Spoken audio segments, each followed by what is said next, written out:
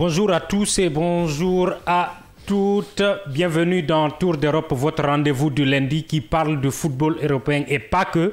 Aujourd'hui, nous allons faire un tour en Hongrie où nous avons un parfum de renaissance pour Naby Keita et nous allons faire un détour en Angleterre pour évoquer le Community Shield qui a connu une surprise avec la victoire de Crystal Palace face à Liverpool et ensuite nous reviendrons en France pour parler de l'arrivée de Luca Chevalier au PSG. Et enfin, nous allons clôturer par l'Espagne et nous allons parler de la crise qui tendait entre Ter Stegen et la direction de Barça. Est-ce que la crise est terminée? Et pour clôturer, pour débuter le tout cela, nous avons et en débattre naturellement sur tous ces thèmes-là. Nous avons deux chroniqueurs et non des moindres. On va les saluer. Gulde, bonsoir. Oui, bonsoir Guillaume, bonsoir à nos chers téléspectateurs. Très heureux. Pas forcément, on en revient tout de suite. Je t'ai vu grisminer à la fin de la rencontre tout de suite. Et Mané, bonsoir plutôt. Bonsoir Guillaume Baldé, bonsoir à toutes et à tous. Et tu es l'homme tout-terrain, donc le matin et le soir, tu es toujours là. C'est normal qu'on confonde les deux. Avant d'aller en Hongrie, nous allons rester chez nous, actualité oblige, ou plutôt prendre la direction de l'Ouganda, où la Guinée vient tout juste de s'incliner face à l'équipe sud-africaine 2-1 après s'être incliné il y a quelques jours face à l'Ouganda. Et d'abord, une surprise ou bien c'est la logique qui a été respectée pour vous? Bon, sans trop s'attarder dessus, je dirais la logique a été respectée. Hein. Ça, ouais. C'est pour ça, vous avez... Non, en fait, vous êtes en colère? Non, ou, je suis pas... C'est quoi véritablement? Oui, c'est vrai, regardez, le Syrie a perdu, mais... Oui, ça fait mal en étant guinéen de perdre. Ouais, ça fait très mal. Mais la réalité, les faits sont là. Le niveau du championnat sud-africain n'est pas comparable au niveau du championnat guinéen. Et ça, on peut tout dire, mais les Sud-Africains, ils mettent le paquet. Le championnat, il est sur orbite depuis des années et des années. Les clubs sud-africains... Moi, je trouve sévère. On a tout de même dominé à 64% de possession de balles, tout de même. Dominer n'est pas gagner dans le football. Il faut être réaliste, il faut être pragmatique. C'est ça le football. On joue pas pour jouer, mais on joue pour gagner. Alors, 3 matchs, 3 sorties, 2 défaites. On peut dire que la qualification, elle est out. Ce n'est plus possible. Il reste un seul match. Hein. Bah, ça va être très compliqué. La qualification va être compromise parce que voilà, le prochain adversaire, c'est les Fennecs d'Algérie. Donc, les Fennecs auront encore de remporter parce qu'ils vont jouer aujourd'hui en cas de victoire. Parce que là, ça va être très compliqué parce que voilà, je ne m'attendais pas quand même à cette défaite parce que voilà, cette formation... Comme la précédente d'ailleurs. Oui, mais vous savez quand même, face à cette formation ougandaise, c'est un pays organisateur. Il y avait beaucoup de pression, beaucoup d'engouement derrière cette formation. Mais face à cette formation de Sud-Afrique, on n'attendait pas quand même à s'incliner. Là, quand même, vraiment, la qualification, elle est vous ne trouvez pas les mots, je vous comprends. Sur une poule de 5, la Guinée se classe aujourd'hui, après cette rencontre, à la 4e place, alors que l'Algérie n'a pas encore joué son 3e match. La Guinée se retrouve à la 4e place avec 3 points, dont un goal average de -3. Et justement suivi par l'Ouganda avec 3 points, mais avec un goal average plus ou moins à 0, ni positif ni négatif. Et l'Algérie occupe la première place avec 4 points, tout comme l'Afrique du Sud avec 4 points. Et la Guinée va jouer son 4e match face à l'Algérie, qui semble être l'ogre de ce groupe-là. Vous pensez que la qualification, elle est totalement compromise pour vous? Je ne dirais pas cela totalement, mais presque les carottes sont cuites. On a 5 équipes dans la poule et il nous reste un seul match, un match à coup près. L'Algérie, déjà, ce soir, je crois, ils vont tenir leur qualification, à moins que je me trompe. À moins qu'ils jouent demain, je ne sais pas trop. Je n'ai pas trop le planning dans la tête. Mais vis-à-vis, et la malchance qu'on a, on a le pays organisateur, l'un des pays organisateurs dans la poule, qui nous a battus sèchement la fois passée, 3-0. Aujourd'hui, on perd Avec les armes à main, on peut le dire, parce que ce qu'on peut produire, c'est ce qu'on a produit. Ouais. Mais je l'ai dit, je ne suis pas sévère. Mais le football guinéen... C'est la logique qui a été respectée. C'est la logique, le football guinéen. Le football sud-africain, c'est comme le matin et la nuit. Oui. Alors, nous allons clôturer là-dessus. C'est sûr que World Sport, demain, avec Hassan Diallo, ils vont revenir sur ce sujet et évoquer tout ce qu'on a brossé ici en filigrane, un peu plus en largeur avec Hassan et son équipe demain matin à partir de 8h sur les antennes de Kavi. Et nous partons avec notre rubrique, le premier thème de ce soir, les Guinéens d'ailleurs, avec Naby Keïta. Est-ce la résurrection? Après 2 saisons compliquées faites de blessures et de frustrations, Naby Keïta semble enfin retrouver du rythme. 3 matchs disputés en championnat hongrois, une passe décisive et une qualification européenne en ligne de mire. De quoi faire parler de lui? Est-ce le véritable retour du capitaine du Sili? Pour vous, vous êtes aussi dithyrambique que moi par rapport à Naby Keïta. Bon, j'ai envie de sourire pour lui personnellement parce que je crois qu'il le mérite. Humainement, on sait ce qu'il a traversé. En étant à sa place, on peut sentir tout ce qu'il a senti. Mais peut-être il a dû encaisser ça, faire le dos rond et encaisser tout, afin d'aller rebondir ailleurs pour faire petit à petit ses pas. Yeah. Je crois et je croise les doigts. Vous croisez les doigts, vous espérez que cette fois-ci, ce sera la bonne. Que ça soit la bonne, franchement. Alors, c'est la première fois depuis plus de 2 ans que Naby enchaîne 3 matchs, même 4 matchs, sans blessure, titulaire à chaque fois. On peut dire véritablement, depuis 2 ans, c'est le meilleur Naby qu'on voit là et ça augure de bonnes choses. Bien sûr, parce que voilà, je pense que sa dernière performance c'était lors de la précédente CAN où il avait rentré en matière de jeu. Donc... Oui, mais il était blessé encore pendant cette CAN, il n'avait jamais pu enchaîner. Oui, n'oubliez pas, il y a aussi l'âge qui compte. Donc Naby Keïta, ce n'est plus un jeune, voilà, il est trentenaire maintenant dans les âges de 30 ans. C'est vrai, voilà, il évolue dans un club qui quasiment presque discute les compétitions européennes et surtout cette saison, il y a une qualification qui est en cours de route. Je pense que c'est une bonne nouvelle pour lui de retrouver le terrain, d'enseigner les matchs parce que voilà, les pépins physiques l'empêchaient de développer son football. C'est une bonne nouvelle pour lui parce que revenir à l'équipe nationale, je pense quand même ça va être compliqué. Ok, on en reviendra pour l'équipe nationale. Je vous trouve quelque peu pessimiste, mais bon. On va en débattre très rapidement, mais je continue avec Naby, avec ce Ferencváros là. On disait lorsqu'il était arrivé en janvier dernier que c'était un club de seconde zone, il n'était pas taillé, disons c'était un club trop petit pour lui. Et là on se rend compte que c'est un club qui est à chaque fois européen et qui joue le titre chaque année. Et finalement, c'est peut-être le bon endroit pour Naby, vous avez dit vieillissant, mais toujours performant sur le terrain. Bon, personnellement, je ne dirais pas que Ferencváros est un club de seconde zone en Hongrie, parce qu'on sait déjà, on connaît le club. Le club participe presque à toutes les années. Oui, c'est un club européen pratiquement chaque année. Donc pour moi, je pense que la destination Ferencváros pour Naby est la bonne. Ça, c'est moi qui le dis. Oui. Et j'insiste aussi dessus, je croise les doigts, j'insiste, que ça soit la bonne cette fois-ci pour Naby, franchement. Parce qu'il a tant donné pour le pays, et on peut tout dire sur lui, mais on a le respect pour le Naby qu'on a connu, le Naby datant. Ouais. Donc je crois qu'on va le retrouver petit à petit, et je ne vais pas me lancer à court, moyen terme pour dire l'équipe nationale il va venir ou pas. Ça, c'est selon sa forme physique qui va le déterminer. Ça, moi, je ne vais pas m'aventurer dessus, mais je croise les doigts afin qu'il puisse faire ses pas petit et pour qu'il Vous ne voulez pas vous aventurer, mais nous, on aime le débat ici. Même si la patate est chaude, vous allez en parler. Naby, certes vieillissant, je vous ai entendu insinuer sur ça, mais quoi qu'on dise, dans ce milieu de terrain du Sili actuel, il n'y a pas de véritable remplaçant de Naby jusque-là. Oui, il n'y a pas de remplaçant de Naby, on parle de... Quoique vieillissant. Oui, bien sûr, il n'a pas son remplaçant, mais vous savez, il y a des jeunes joueurs qui se trouvent dans notre championnat, peut-être réussiront le sens parce que voilà. Vous pensez qu'un joueur du championnat guinéen a aujourd'hui le niveau de venir prendre la place de Naby Keïta en équipe nationale, alors que les Morlaï, les Agibou et tant d'autres n'ont pas pu prendre cette relève-là? Mais bien sûr, mais Agibou, vous êtes trop dur avec Agibou quand même, parce qu'on a vu ses performances. La dernière bonne prestation de Agibou avec le Sili, vous pouvez être d'accord avec moi, c'est à la CAN. Mais bien sûr. Et avec Nabi.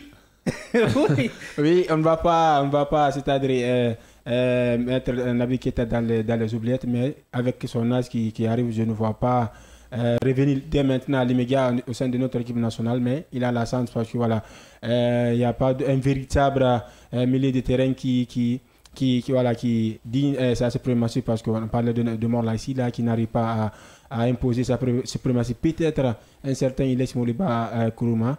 S'il revient. Oui, lui quand même, voilà, on peut compter sur lui, mais Nabi Keita, oui. Et là, avance, mais on espère, comme a dit, voilà, frère Gouldé, Nabi Keita, on espère, parce que tout ce qu'il a donné pour le football guinéen, de passage de Liverpool à Leipzig, on espère qu'il va retrouver le sourire, parce qu'il a pas mal donné pour le football guinéen et c'est une bonne nouvelle pour lui. Alors, vous êtes contre l'idée selon laquelle les bonnes sauces sont toujours l'émanation des vieilles marmites. Oui, quoi qu'on dise, Nabi, quoique vieillissant, en termes de milieu de terrain créatif, il n'y a pas mieux que lui avec le Sili actuel. En tout cas, les joueurs guinéens qu'on voit à longueur de journée. Bon, si on se fie au dicton des grands-mères, la bonne sauce, elle est toujours faite par la vieille marmite. Oui. Hein. Mais ça, on est loin de ce n'est pas valable sur le terrain. C'est cela. Ça, on va. Si on parle des faits, Nabi, comme je l'ai dit, humainement, il mérite le bonheur. Il mérite de voir le bout du tunnel. Après avoir tant donné en Guinée, dans les clubs, partout il est passé. Mais dire qu'il ne va pas revenir, ou bien quand il revient, il va s'imposer. Mais attention, on ne savait pas aussi que quand les Salam, quand les Mohamed Silla, parce que moi personnellement j'en ai entendu parler, quand ils ont raccroché les crampons, est-ce qu'on pouvait voir un Fendouno ou bien un Nabi Keita? Mais c'est forcément, on aura un joyau. Ça, j'en suis sûr. Oui. Mais je ne le dirai pas, c'est avec les joueurs locaux que nous avons. Peut-être le costume qu'on a donné à Morlaï, il arrivera à tailler, il arrivera à mettre à sa taille. Et pour le moins lourd pour lui. Je dis, ouais, peut-être il le mettra à sa taille, ou bien à Djibou, peut-être il mettra leur costume à leur taille, ou bien Morlaï, Moriba. Oui, s'il accepte de revenir. Non, je crois qu'il va revenir. Tout dépend de la façon dont il faut le manager, le coacher et le parler. Peut-être Moriba, il est grande taille, mais dans la tête, ce n'est encore qu'un gamin. Hein. Ouais. Ça n'engage que moi. Non, c'est avec vrai, tout le respect que je le dois aussi. Il a 21, 22 ans. Voilà, avec tout le respect que je le dois. On a tendance à croire que... Oui, mais il a débuté à 18 ans avec le Barça. Voilà, je pèse mes mots avec tout le respect que je le dois. Oui. C'est sûr, c'est la façon de l'approcher, comment le coacher, comment le manager, afin qu'il puisse peut-être être l'une des pièces maîtresses de l'équipe. Quand on va le repositionner au centre de l'équipe, je crois qu'il a toutes les armes à main pour faire briller l'équipe. Hein. Oui, les rumeurs sont persistantes à l'idée selon laquelle c'est Paulo Duarte qui devrait prendre la tête de la sélection. À noter que le précédent sélectionneur n'a pas eu l'occasion d'avoir Nabi, mais il a toujours précisé qu'il reste le capitaine et à son retour, il aura là le brassard et il est le leader technique de cette équipe. À la place du prochain entraîneur, s'il s'avère que c'est Paulo Duarte, vous appellerez Nabi qui enchaîne en club devant un joueur qui n'a toujours pas de club et d'autres qui ne jouent pas en club. Si on regarde quand même... Parce que c'est la forme du moment. Voilà, bien sûr. Si on regarde la forme du moment, pourquoi pas. Mais avec Morla ici, là, c'est vrai, il n'a pas de club. Nabi Keita qui voit le bout du tunnel, qui enseigne les matchs, pourquoi pas. C'est un leader de notre formation. Il a sa place quand même, surtout dans son club. Et alors, quand on parle toujours de Nabi, il y a un autre nom qui nous vient en tête, en tout cas pour ce qui est du Sili. C'est son duo ou son duel avec Madi Camara qui a été rappelé. Et depuis lors, Nabi n'est plus revenu là. Est-ce que cette histoire est derrière nous? Ils peuvent maintenant jouer ensemble? Parce que c'est quelque peu sérieux. Les rumeurs sont persistantes de ce côté. Bon, je n'ai pas tout ce qui est tenant et aboutissant concernant ces sujets-là. Mais si c'était moi, franchement, les égos, là, on les laisse en dehors du rassemblement parce qu'on porte la tunique nationale, les couleurs nationales. On laisse ces débats-là en dehors. Si ils veulent jouer, ils vont jouer. Ils n'ont qu'à se comporter en majeur, en adulte, en responsable, parce qu'on joue pour la nation. il y a pas eu pas mal, il y a eu beaucoup d'autres personnes de joueurs qui ont connu ces genres de trucs. Hein. Peut-être le Sénégal en a connu, la Côte d'Ivoire en a connu, mais je crois que tous ceux-ci ont... Même dans les pays européens. Voilà, même dans les pays arrive. européens. Donc, mais une fois qu'on parle de l'équipe nationale, on parle de la fierté nationale, on parle de la mère patrie, au fait, quoi. Là, on ne voudrait pas rentrer dans les détails, mais en Belgique, il semble que Courtois a chippé justement, la femme de De Bruyne. C'est arrivé aussi en équipe d'Argentine. Mais ça ne les a pas empêchés de jouer ensemble. Justement, c'est ce que je dis. Je dis, moi, en étant coach, soit je règle le souci que les deux jouent, ou bien je les mets tous au dehors jusqu'à ce qu'ils prennent le sens de responsabilité. Pour le moment, c'est Naby seul qui est au dehors. Je dis, et ça ne semble pas marcher non plus parce qu'on n'est pas à la CAN. Ça, je dis moi. Si c'était moi, je vais leur mettre face à leurs responsabilités jusqu'à ce qu'ils prennent conscience de l'enjeu. Et en ce qui concerne, tout à l'heure, vous avez parlé de Duarte. Moi, personnellement, si c'est le Duarte que j'ai connu qui a conduit le Burkina jusqu'à la 3e place, si c'est le même Duarte qui est là, je crois pas qu'il donnera le brassard à Naby. Pourquoi pas? Parce que le Duarte... Pourquoi pas? Non, ça c'est moi. Oui. Ça c'est moi. Le Duarte que j'ai vu coacher. Ce n'est pas lui qui a donné le brassard à Traoré? Non, mais quand il sera là, ça serait lui le capitaine. Ça serait lui le commandant de bord. Oui, mais pourquoi il ne donnerait pas ou il arracherait, parce qu'en ce moment, il arracherait le capitanat à Naby? Ce n'est pas forcément dit que le capitanat c'est inamovible sur le bras de Naby Keïta. Sauf qu'à date, c'est lui le premier capitaine. Ça, c'est peut-être le choix d'autres entraîneurs. Je dis si c'est le Duarte. Oui, je dis si c'est le Duarte que j'ai connu, qui a conduit le Burkina jusqu'à la 3e place de la CAN, je ne crois pas qu'il donnera le brassard. Vous ne m'avez pas donné les raisons de parce que le Duarte que je connais, que j'ai connu en ce moment, c'est quelqu'un de... Il a du poing, il a du gnac. Oui. Il fait avec les joueurs... il fait avec les joueurs d'actualité, il fait pas de sentiment dans ce qu'il fait. Si c'est le Duarte que j'ai connu dans le passé, si c'est le même Duarte qui est là, on passera le capitaine à une autre personne. Je vais renverser la question. Et si c'est le Naby actuel, performant sur le terrain, qui joue quotidiennement en club, est-ce que ce ne serait pas injustifié de lui retirer le brassard et même de ne pas l'appeler alors que d'autres joueurs qui sont là ne font pas les mêmes performances? Parce qu'une équipe nationale, c'est avant tout la performance ou les performances du moment. Mais attention aussi, ce n'est pas un crime du fait de retirer le capitaine à Naby Keïta. C'est loin d'être un crime. Mais ce n'est pas aisé aussi. Non, si, évidemment, si. Qu'est-ce qu'on m'a dit en France Mbappé et Griezmann. Oui. Non, plus loin. On nous a raconté que Aimé Jacquet s'est passé de Ginola, de Cantona. Oui. Il a pris la Coupe du Monde. Un choix sportif. Il n'y a pas de... Justement, c'est le sportif, c'est le sport qui va primer sur la personnalité. Mais il a eu raison. Vous savez, peut-être les gens, ils ne voient pas autre chose. C'est sûrement au sein de l'équipe nationale... Le nom Naby pèse beaucoup. Oui. Ça, j'en suis sûr. Oui, ça pèse beaucoup. Même sur le plan africain, ce n'est pas un joueur à négliger. C'est sûr que ça pèse beaucoup, mais ça ne serait pas un crime de lui retirer le capitanat et donner à une autre personne qui peut diriger la troupe. Vous voyez qui est capable aujourd'hui de tenir le capitanat du Sili? Moi, personnellement, je mettrais le brassard sur le bras de Serhou Guirassy. Ça, c'est moi. D'accord. Et vous pensez que le capitanat, l'ancienneté ne compte pas aussi? Chacun vous avez fait votre choix. Non, ça c'est mon choix. Je dis que je mettrai le brassard sur le bras de Guirassy, personnellement. Alors, globalement, s'il continue de performer comme ça, quoi qu'on dise, il mériterait d'être appelé, si toutefois il le veut, parce que les dernières fois, il a été contacté, mais il a souhaité se concentrer sur son club. Et s'il continue comme ça de performer, ça ne serait que justice qu'il se fasse appeler. Et bien sûr, et le coach sera obligé de l'appeler, mais cela ne veut pas dire qu'il va être titulaire au sein de l'équipe nationale. Parce que voilà, il faut prendre ça en compte parce qu'il y a l'âge qui est là, il est vieillissant. Voilà, moi... Un vieux qui joue tous les week-ends. mais attendez quand même, nous avons des jeunes ici, nous avons donné la chance. Oui, mais qui ne prennent pas la relève. La preuve, on n'est pas à la CAN. Mais on a vu Naby Keïta, il ne s'est pas imposé d'un coup moment, donc il a fallu du temps encore pour s'adapter. Donc donnons le temps à nos jeunes qui sont là-bas, les Ilesh Modiba Kourba, voilà. Et les Agibou, pourquoi pas? Alors, on ne sera pas d'accord sur ce thème-là. Vous avez des positions plutôt arrêtées. C'est comme si aujourd'hui vous avez été vacciné par Major. Non, on n'a pas de position arrêtée. ce que je dis, je veux qu'on le retienne et je veux pas qu'on fasse d'amalgame dessus. Je dis que je souhaite tout le bonheur à Naby Keita. Bien sûr. Je souhaite qu'il Mais qu'il retrouve sa continue en forme club d'attente. pour l'équipe nationale, c'est fini, Non, c'est ça. pour l'équipe nationale, je ne suis pas décideur, je ne vais pas m'aventurer dessus, je laisse à l'entraîneur de faire le choix.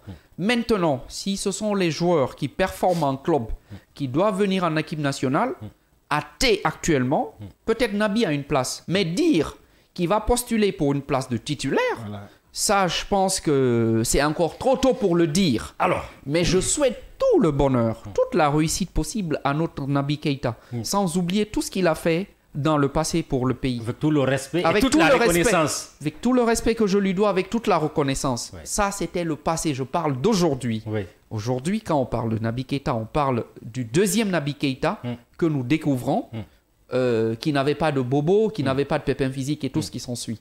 Donc, je laisse... Alors à ceux qui nous suivent, je reçois des SMS en aparté. À ceux qui nous suivent, vous pouvez nous écrire sur la page Kavi TV, l'émission passe en direct, et donner votre avis sur les différents thèmes, notamment le cas Naby qui semble chauffer dans ce studio. Et nous, en attendant, nous allons passer au prochain thème et nous allons partir du côté de l'Angleterre. Alors, en Angleterre, hier, s'est joué le Community Shield, l'équivalent de la Super Coupe d'Angleterre, qui a vu s'opposer Liverpool, champion en titre, et Crystal Palace, qui a remporté la Coupe d'Angleterre.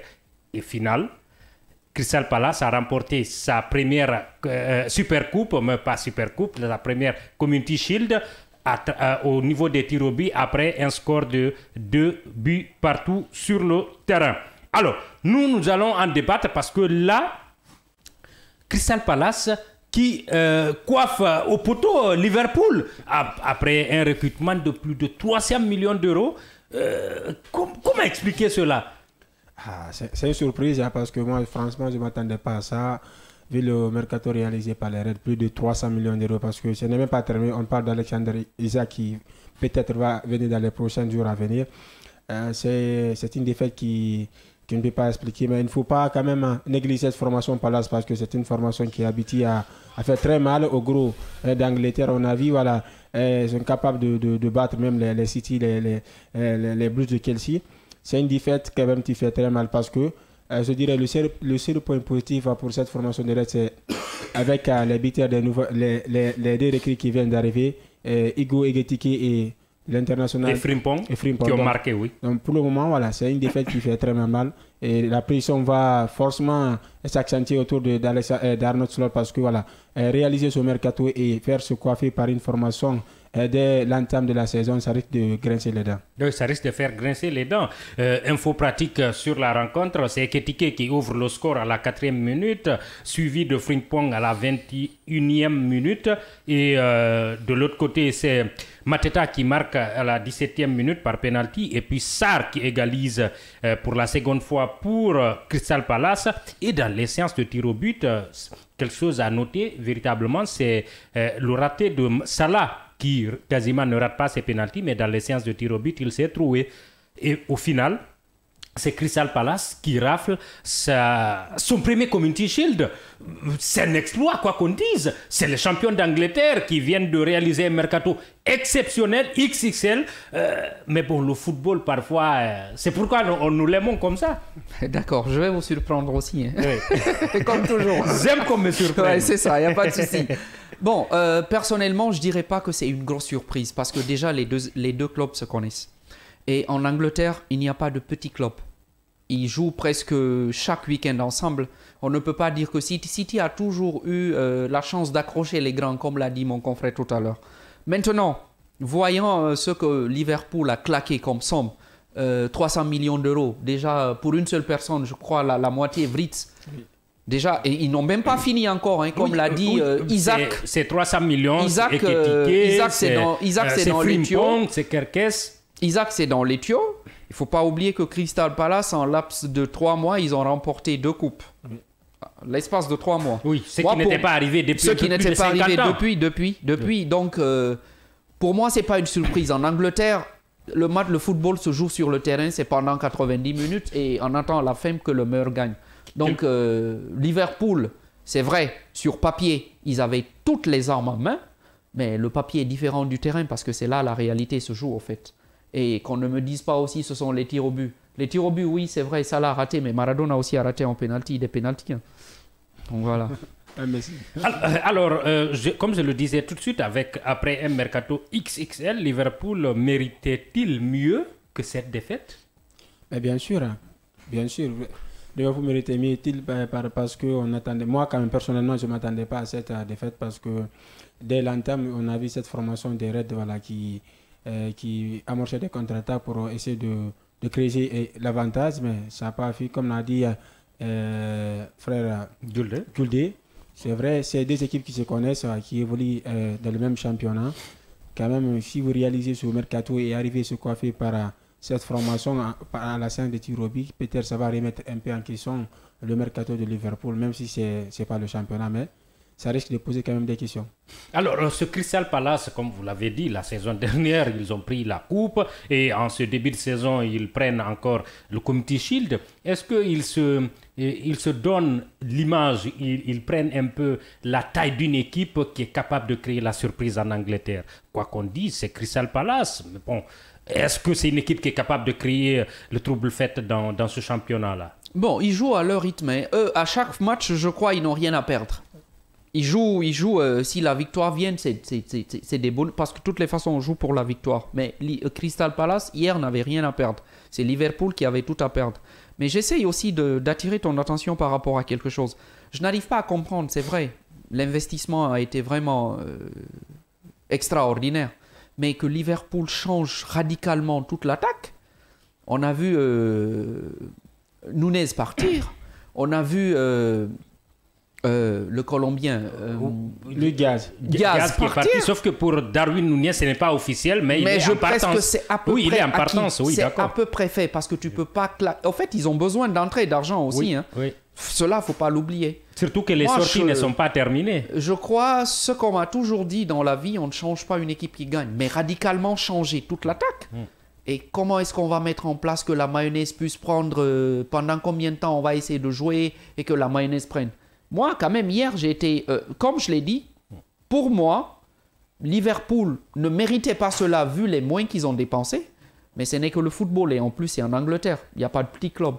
Oui, il n'y a pas de petit club, mais ça vient mettre un peu de l'eau trouble dans ce Liverpool-là qui semblait se diriger vers un championnat plutôt tranquille après ce mercato XXL. Est-ce que Arslot est dès maintenant sur la sellette? Non, je ne dirais pas il est sur la sellette, mais il est dans l'œil du viseur parce que voilà, cette formation de Liverpool, champion du titre, on n'attendait pas à réaliser une performance. Voilà. Il a dit, voilà, au niveau de l'attaque, on a changé. Il y a des nouvelles recrues qui sont venues. Ça prendra du temps pour leur acclimatation, pour s'adapter au nouveau système.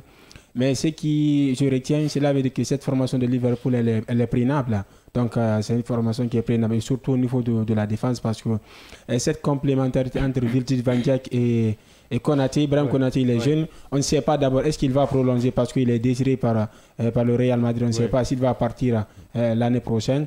Je pense que le seul défaut de cette formation, c'est au niveau de la défense. Oui. Alors, globalement, le niveau de jeu de Liverpool, vous en pensez quoi? Les recrutements ont apporté un certain changement. Rappelons que le premier but a été marqué par Ekitike, une recrue, Frimpong, une recrue, et les deux passes décisives aussi sont l'œuvre des joueurs recrutés. Ça change quelque chose dans le dispositif de ce Liverpool-là, ou c'est la continuité de la saison dernière que vous avez vue là? Bon, j'attends de voir le début de championnat qu'ils vont faire parce que ce n'est que le match de reprise aussi, hein, comme on le dit. Tous les clubs étaient en phase préparatoire et tout ce qui s'ensuit. On ne pourrait que les juger à travers les 2-3 premiers matchs qu'ils vont faire. Peut-être on saura si la mayonnaise commence à prendre ou pas, mais là je crois que c'est encore trop tôt pour pouvoir juger, dire que peut-être les recrues sont à la hauteur ou pas, ou bien si c'est la lancée de l'année passée. Mais ce qui reste sûr, je crois bien, l'entraîneur va toujours garder sa philosophie qui lui a fait gagner l'année passée le titre. Alors, ce Liverpool que vous avez vu là, est-ce que cette équipe a véritablement besoin d'un Isaac? Parce que Liverpool, ils veulent tout miser sur Isaac, alors que le Ekitike qu'on a vu hier, on n'a pas été tendre avec lui la dernière fois, oui. Mais il semble tenir la direction quand même. Oui, il semble tenir la direction, mais vous savez, ce n'est pas le même calibre, parce que Alexandre Isak, c'est un serial arbiter. Ekitike, franchement, c'est un buteur qui n'est pas très réaliste par rapport à par rapport encore à leur saison. C'est vrai, il a sa place parce que il y a Darwin Nunez qui va partir parce que la saison est longue. Il y a la Ligue des Champions, il y a aussi les compétitions domestiques en Angleterre. Il a sa place. Et moi, je pense qu'il a sa place parce qu'au sein d'une formation, s'il n'y a pas aussi la concurrence, les attaquants peut-être n'auront pas donné le maximum d'eux parce que bon, on a vu hier, Salah il n'a pas réalisé un grand match hier, il a été transparent. Et s'il y a un remplaçant, il y a des attaquants qui peuvent faire la différence. Je pense que c'est une bonne idée pour lui parce que Alexander Isak il a sa place dans cette formation. Alors, on est en train de parler de beaucoup des recrues, mais que de Salah, meilleur buteur de la saison dernière. Certes, il a raté le pénalty d'hier, mais il semble qu'on est en train de l'oublier. On se rappelle seulement des recrues. On parle des recrues, des Wirtz, des Ekitike et de l'arrivée possible d'Isaac. Vous en pensez quoi? Ce Salah-là, on n'est pas en train de le reléguer au second plan? Non. Qui était le leader technique de cette équipe-là? Je crois pas, parce que Salah, il reste toujours, je crois, selon moi, le leader technique de Liverpool, quel que soit ce qu'on va dire. Salah, c'est possible qu'il puisse effacer 1-2 pendant 3 matchs, mais il reste toujours le Salah qu'on connaît, celui qui apporte les dangers devant les goals. Concernant, par exemple, Isaac, pour moi, Isaac est différent de Ekitike parce que Isaac, c'est un tueur devant les goals, hein, quel que soit ce qu'on dit. Il a l'expérience, il a ce bagage-là pour lui-même. Donc le profil, il est complètement différent de Ekitike. Donc pour moi, Isaac, moi, je mettrais Isaac devant Ekitike. Alors, donc, on est tous plus ou moins d'accord qu'ils auront besoin d'un attaquant, notamment un tueur devant les buts. Maintenant, ils ont tout de même intelligemment recruté. Les deux latéraux semblent tenir la route. Wirtz, quoi qu'on dise, les grands clubs européens voulaient l'avoir et ils l'ont obtenu. Et Isaac était l'attaquant ou l'un des attaquants les plus convoités d'Europe. Alors, c'est une défaite hier. Mais ça ne nous dit pas clairement que va être la saison de Liverpool quand même. Oui, ça ne va pas être parce que ce n'est qu'un match, disons, à coopérer, une finale. Donc, on ne va pas jouer cette formation sur cette rencontre. Attendons l'entame du championnat pour voir parce que voilà, les recrues sont venus. Certes, il y a eu des matchs amicaux, mais ce n'est pas la même réalité. On a vu l'exigence de la première ligue. Il y a trop de contacts, trop de duels aériens. Donc, mais moi, personnellement, je n'ai pas trop inquiet parce que Frimpong, on a vu, c'est un joueur déjà habitué à l'intensité du côté de la Bundesliga. Oui. Peut-être le seul bémol, parce que hier, je n'ai pas vu la présence de le néerlandais Gravenberch parce que lui aussi il fait un travail colossal au niveau de l'entrejeu de Liverpool. Peut-être son absence hier a beaucoup pesé. Voilà. Sinon, je n'ai pas trop inquiet pour cette formation. Même si c'est la première. Alors, pour clôturer, il faut la prime quand même à l'équipe qui a gagné. Mateta, un attaquant français quasiment dans les oubliettes. Sarr, un éternel espoir. Il ne faut pas se cacher. Depuis des années, on nous dit que c'est la future star africaine. Mais bon, il n'arrive pas à sortir du lot. Hier, oui, c'est un trophée quand même. Quid de cette équipe, de ces deux joueurs-là qui sont dans les oubliettes? Mateta, l'année dernière, était finaliste des JO avec l'équipe espoir, mais il n'a pas franchi le cap. Tout comme Sarr, champion d'Afrique, certes, mais ce n'est pas le premier choix dans les stars du Sénégal. Ouais, je crois que cette position arrange plutôt Mateta, parce qu'on dit tout et rien, mais Mateta, il reste ce qu'il est. Il reste un serial buteur pour Crystal Palace. Parce que je crois que c'est lui qui a porté l'équipe durant toute l'année, hein, toute l'année passée et l'année précédente également. Pour ne pas vous couper, hier, je feuilletais un peu le journal des sports sur la Gazzetta de sport. En Italie, il y a Milan AC qui cible Mateta. Ce serait peut-être un grand saut pour lui pour donner un élan à sa carrière quand même. S'il arrive à signer au Milan AC, ça serait vraiment la cerise sur le gâteau pour lui pour lancer sa carrière enfin parce que je crois c'est un joueur, comme on le dit, sous-coté. Oui, sous-coté, qui est quasiment oublié, en équipe de France. Voilà, exactement, qui est sous-coté.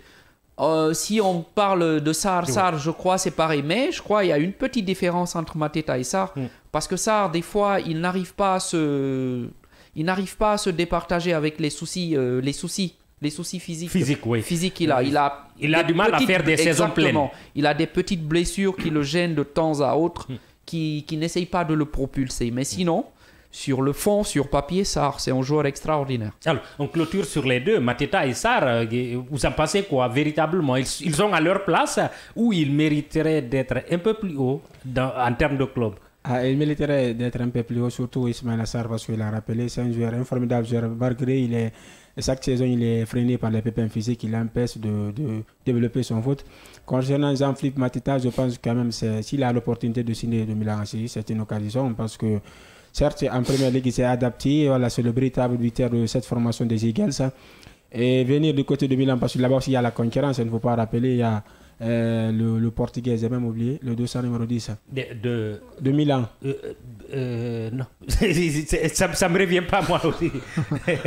Le Roby, c'est là, parce qu'il voulait même signer du côté de Barça, j'ai même oublié. C'est Leao. Voilà, Raphaël Leao. Donc, s'il a sa place au sein de cette formation milanaise, pourquoi pas tenter sa chance? Ce serait une belle opportunité. On va clôturer là notre escapade avant anglaise. De clôturer, je voulais rajouter un mot sur ça. Si j'étais à la place de Longoria à Marseille, je n'allais pas le laisser aller. Sauf qu'il l'a laissé partir. Mais bon, Marseille est aussi habitué, ils sont capables de changer tout Longoria à la place de... Si j'étais Longoria à Marseille, j'allais pas laisser aller Sarr. Oui, ils sont capables de changer tout un 11. L'année dernière, ils ont laissé Aubameyang. Cette année, ils l'ont repris, vice-versa, ainsi de suite. C'est comme ça. Et nous prenons directement, c'est une passe décisive que vous me faites là. Nous prenons la direction de la France et nous allons parler du mercato du Paris Saint-Germain qui, là, recrute un gardien, non pas un second gardien, mais potentiellement un gardien titulaire qui va remplacer celui qui est censé être en ce moment le meilleur gardien d'Europe. C'est l'un des transferts les plus commentés en Ligue 1 cet été. Lucas Chevalier, meilleur gardien de la saison dernière, quitte le LOSC. Entendez par là Lille pour s'engager avec le PSG, champion d'Europe en titre. Un deal à plus de 40 millions d'euros qui relance le débat sur l'avenir de Donnarumma, le gardien de but, champion d'Europe avec le Paris Saint-Germain. Alors, ce gardien, on va rappeler un peu son CV. Il est né en 2001, formé à Lille, meilleur gardien de la Ligue 1 en 2025, finaliste du trophée Yacine. Il fait partie des 5 gardiens nominés pour le trophée Yacine avec Donnarumma. Et le transfert est estimé à 40 millions d'euros, mais peut atteindre 55 millions d'euros avec les bonus. Et le contrat, c'est de 2025 à 2030. 5 ans de contrat. Objectif non avoué, mais c'est ce qui se dégage, prendre la place des titulaires devant Donnarumma. Vous pensez que les grands clubs sont ingrats? On en reviendra un peu plus tard sur le Barça. C'est justifié de prendre un jeune gardien pour venir directement remplacer un champion d'Europe? C'est pas justifié parce que vu la saison réalisée par Gianluigi Donnarumma, mais c'est la concurrence parce que la saison est longue, parce qu'on a vu Donnarumma, il peut se blesser. Paris Saint-Germain n'a pas véritablement un remplaçant, à part Sofanov qui vient, le gardien risqué là-bas, donc qui ne rassure pas beaucoup. Il y a Arnaud Tenas aussi. Oui, mais c'est pas un gardien qui est sur chaque fois. Donc, moi, je suis pas surpris parce que, voilà, vu les performances de gardien lyonnais, parce qu'il a été héroïque face au Real Madrid. À un certain moment, même, je pensais qu'il allait signer du côté de Barça avant la venue de Joan Garcia. Que moi, c'est un gardien quand même convoité en Europe. Voilà, c'est un gardien que j'apprécie beaucoup. Voilà. C'est vrai, il y a la concurrence. Peut-être, c'est pas le moment. Parce que le Paris Saint-Germain n'est pas rassuré. Gianluigi Donnarumma avec ses agents, tantôt il dit qu'il va prolonger, tantôt il dit qu'il va partir. Donc, pour moi, c'est une bonne option, c'est une bonne idée pour le Paris Saint-Germain d'acheter un nouveau gardien. Alors, quid de Donnarumma? Avant de parler de Chevalier, remplacement, peut-être une alternance entre les deux. L'un joue le championnat, l'autre les coupes, ou une mise à l'écart, ou peut-être un transfert. Quelle est l'option qui s'offre à lui, véritablement? C'est là déjà, si vous permettez, c'est là je n'arrive pas à comprendre. Franchement, je ne sais pas. Stratégiquement, vous pensez que ce n'est pas le bon timing? Je n'arrive pas à comprendre parce que, quoi qu'on dise, Donnarumma a été l'une des pièces maîtresses de la Champions League, du Paris Saint-Germain. Qu'on dise quoi que ce soit sur lui. Et les faits parlent pour lui. Beaucoup d'observateurs s'accordent à dire que c'est le meilleur gardien de la saison qui vient de s'achever. Les statistiques parlent pour lui. Il y a de ces matchs. Nul était Donnarumma. Le PSG n'allait pas être champion d'Europe. Mais à qu'on dise, oui, c'est bien pour Lille. Lille a fait une bonne affaire. Qu'il achète un jeune gardien qui a de l'avenir et tout ce qui s'ensuit. Mais peut-être venir créer le trouble qui va peut-être prendre la place de numéro 1. je trouve que c'est quand même un peu osé. C'est un peu osé. C'est un peu osé, je trouve. Donc, peut-être à l'interne, ils connaissent le pourquoi, qu'est-ce qu'ils ont fait. Pour moi, peut-être Chevalier allait apprendre au fur et à mesure aux côtés de Donnarumma afin qu'il puisse monter d'un cran. Mais je ne vois pas. Alors, je vais récapituler. Je vous trouve, vous voulez minimiser le poids. D'accord, Donnarumma a un CV beaucoup plus long, plus grand que Chevalier. Mais le jeune, il est le meilleur gardien du championnat de France, malgré que Donnarumma soit du même championnat. Il est nominé parmi les 5 gardiens du trophée Yacine du Ballon d'Or au même titre que Donnarumma, on est d'accord. Mais pour un joueur qui joue dans un club de seconde zone, en tout cas qui ne joue pas les premiers rôles dans le championnat français, c'est quelque chose, c'est important. Et vous ne trouvez pas justifié qu'une équipe comme le PSG veuille préparer l'avenir avec un gardien beaucoup plus jeune que celui qui est là? D'abord, je vais éclaircir ce passage. Je suis d'avis par rapport à tout ce que vous avez dit. Mais pour l'instant encore, il n'a rien gagné. Et Donnarumma, il est devant. Il a l'expérience des coupes européennes. Quand je dis coupe européenne Oui, il a l'euro. Il a l'euro champion. Oui. Voilà, il a été aussi l'une des pièces maîtresses de l'Italie pour la victoire finale. Oui. Mais qu'on me dise qu'un jeune gardien, je n'ai rien contre lui. L'avenir appartient aux jeunes, comme on le dit. C'est vrai, il a la jeunesse, il a la fougue de son côté, tout ce qui s'ensuit. Mais pour moi, peut-être, il allait venir apprendre aux côtés de l'Italien afin qu'il puisse monter petit à petit en grade. Okay. Maintenant, est-ce que Luis Enrique pourra gérer les égos dans le vestiaire ou bien le PSG veut mettre Donnarumma à la porte tacitement sans le dire, parce que c'est une façon de le dire. C'est ce qui se trame dans les couloirs. Dit, dans les indiscrétions.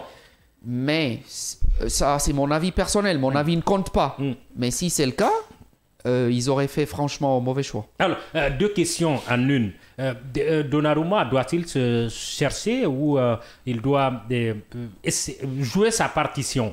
Ça ne sera pas aisé pour Chevalier de le déloger, à moins que ce PSG ait décidé clairement de miser, quoi qu'il arrive, sur un gardien beaucoup plus jeune, de surcroît un Français. Ne l'oublions pas. Bien sûr, parce que là, Donnarumma, il a déjà le vécu, il connaît le collectif, il a déjà remporté la Ligue des Champions avec le même effectif. Donnarumma, Chevalier, c'est vrai, c'est un gardien prometteur, un gardien qui a de l'avenir. Peut-être, et s'il veut juste quitter la Coupe du Monde, la prochaine Coupe du Monde, c'est vrai. Actuellement, au niveau de la squadra, il n'y a pas de concurrent au niveau des gardiens, c'est lui qui domine la baraque. Mais peut-être, pourquoi pas, chercher notre club. Alors, je vous ai vu quelque peu dubitatif, mais quoi qu'on dise, ce Chevalier, il a le niveau de jeu dans ce PSG-là? En fait, je l'ai dit, tout ce que vous dites, je suis d'avis avec tout ce que vous dites sur Chevalier, tout ce qui s'ensuit. Mais je dis qu'il n'a encore rien gagné. Par rapport à Donnarumma, il ne pèse pas. Il ne pèse pas. Pour moi, c'est 2 mondes différents, quoi. Il n'a rien gagné encore. Mais je sais, il a la fougue de son côté, il a la jeunesse, il a l'avenir, il a tout ce qui s'ensuit. Peut-être le PSG a changé radicalement de politique, depuis une année, depuis l'arrivée de Luis Enrique, j'en suis sûr. Alors. Mais à vouloir dire on va titulariser Chevalier devant Donnarumma, je reste franchement sur ma fin. On va se limiter là, vous restez sur votre fin. L'avenir va nous le dire clairement, et à partir de la saison qui débute la semaine prochaine. Et nous prenons la direction de l'Espagne. Nous allons parler du Barça.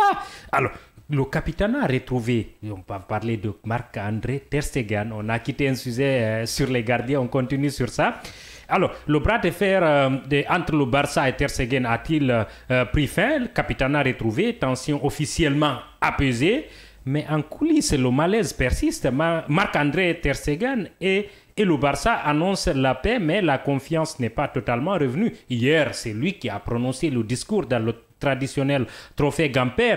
On ne va pas rappeler toute la saga autour de sa blessure, de son retour, de ses messages sur ses réseaux sociaux.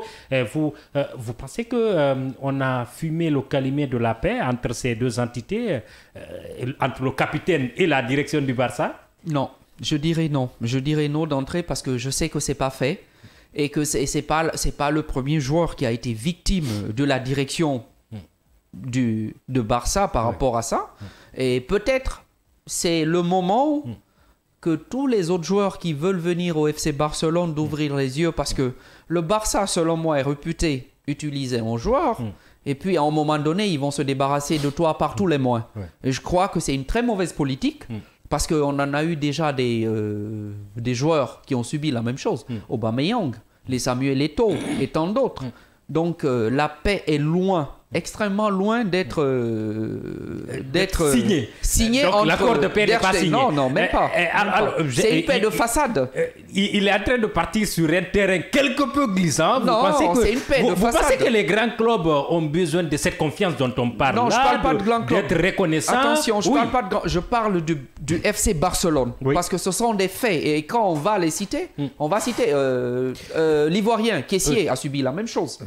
Kessié, il est parti en queue de poisson. Eto'o en queue de poisson. Aubameyang en queue de poisson. Comment dirais-je, Luis Suarez en queue de poisson. En fait, je n'arrive pas à comprendre la politique de la direction du FC Barcelone. Oui, alors, les grands clubs comme ça, vous pensez que c'est facile pour les joueurs de se dire à un moment donné, je vais partir, si on ne les dit pas de partir? Pourtant, c'est eux qui les font signer des contrats à longue durée. C'est eux qui le font. Ou bien parce qu'aujourd'hui, ils se retrouvent dans des situations économiques défavorables. Ils veulent changer la donne, mais c'est pas comme ça. Alors, on est quelque peu pris par le temps, on n'a que quelques minutes. Alors, pour vous, est-ce que Ter Stegen, il a accepté par la même occasion le fait qu'il aura un temps de jeu amoindri, peut-être même jouer un deuxième ou un troisième rôle dans ce club? Et il aura forcément un temps de jeu, mais je ne vois pas débuter titulaire, peut-être parce qu'il est déjà relégué au sein du troisième gardien, parce que Hansi Flick a déjà pris sa décision. C'est vrai, voilà. On a vu cette déclaration hier, ce discours hier, c'est un discours peut-être pour masquer. De façade. Voilà, c'est institutionnel, c'est normal que le capitaine prononce ce discours-là. Mais bien sûr, mais je ne vois pas Ter Stegen accepter le rôle de ne pas jouer. Et surtout, il y a la Coupe du Monde qui arrive l'année prochaine. Est-ce qu'il va accepter le rôle de rester troisième gardien? Oui, mais d'abord, il doit guérir de sa blessure, d'abord, de 4 à 5 mois. Mais bien sûr, oui. Cette saison, il aura son temps de jouer, mais il ne va pas être titulaire. Je vous renvoie à l'autre question. Vous étiez sur une pente. Je vais vous aider à bien glisser sur la pente. D'accord, il n'y a pas de souci. Le Barça, pour vous, a-t-il bien géré cette crise à la lumière de ce qu'on a vu hier? Je dirais non, personnellement. Parce que le mal reste et il pourquoi? va persister. Parce que, en fait, pour moi, ils ne se sont pas bien pris d'abord. On simule des blessures pour inscrire un autre joueur. Il faut qu'il. Vous pensez que Ter Stegen a assimilé sa blessure? Non, je n'ai pas dit cela. Oui. Malheureusement, je n'ai pas dit cela. Pour qu'il puisse signer un autre joueur, il faut qu'il se dessaisisse afin qu'on inscrive une autre personne. La situation à l'interne. En fait. Je vais renverser la question. Vous pensez que c'est normal pour un capitaine de refuser que son club puisse profiter d'une opportunité qu'il pourrait leur offrir? Mais ça, c'est pas à lui de gérer ça. Je suis désolé, c'est pas à lui de gérer ça. S'il n'avait pas accepté de signer cette attestation-là, vous pensez que ça aurait été normal, acceptable pour un capitaine? Je ne parle pas d'un joueur, je parle d'un capitaine. Non, on peut pas mettre ça sur son dos. Je suis désolé. Personnellement, je suis désolé. Il a raison de refuser de signer le certificat. Exactement, ça, c'est à sa direction de gérer cela. Le Barça n'a pas raison de son côté d'ouvrir une enquête pour indiscipline aussi? Ça n'engage que la direction. Mais ce que je dis peut-être que chacun est dans son droit. Non, je dirais, c'est pas à Ter Stegen de prendre tous les mots pour la direction du FC Barcelone. Aucun mot. Si, pourtant c'est lui qui a été mis à la touche, c'est lui qui a été vraiment traité de tous les mots. Mais il est blessé. Oui, mais tous les joueurs se blessent, à que je sache. Les joueurs se blessent. Je vais récapituler pour ceux qui nous suivent. Il s'est blessé. Il y a eu un test selon lequel il devrait manquer un peu plus de 4 à 5 mois. Mais bien avant, il avait annoncé qu'il allait manquer moins de 4 mois. Et là, après ce second test en France, il a refusé de signer parce que c'est cette signature qui aurait permis au Barça de pouvoir inscrire d'autres joueurs. Oui, parce que s'il signait cela, il se flinguait lui-même en fait. Je m'excuse du terme, mais il se tirait une balle sur le pied. Oui. À sa place, je ne crois pas si un de nous sur ce plateau allait le faire. Oui. Alors, on ne va pas, c'est un débat très corsé, on ne va pas se comprendre et le temps qui nous est imparti semble se profiler vers la fin. Voilà ce qui conclut ce nouveau numéro de Tour d'Europe. On retiendra que Naby Keita est sur la bonne voie pour un retour définitif, probablement avec son niveau d'antan avec Liverpool ou encore Leipzig, et que le PSG mise sur la jeunesse en recrutant Lucas Chevalier et que le Barça joue l'apaisement avec Ter Stegen. Rendez-vous à partir, pour ce qui est de Tour d'Europe, de jeudi prochain à partir de 8h. Et le sport revient demain avec Hassan Diallo dans World Sport. Juste après nous, vous aurez Barama Warati Soumouni avec Terna Kamara et le doyen Abakar Kamara. Pour nous, ça a été un plaisir et passer une excellente fin de journée en compagnie des programmes de Kavi Média.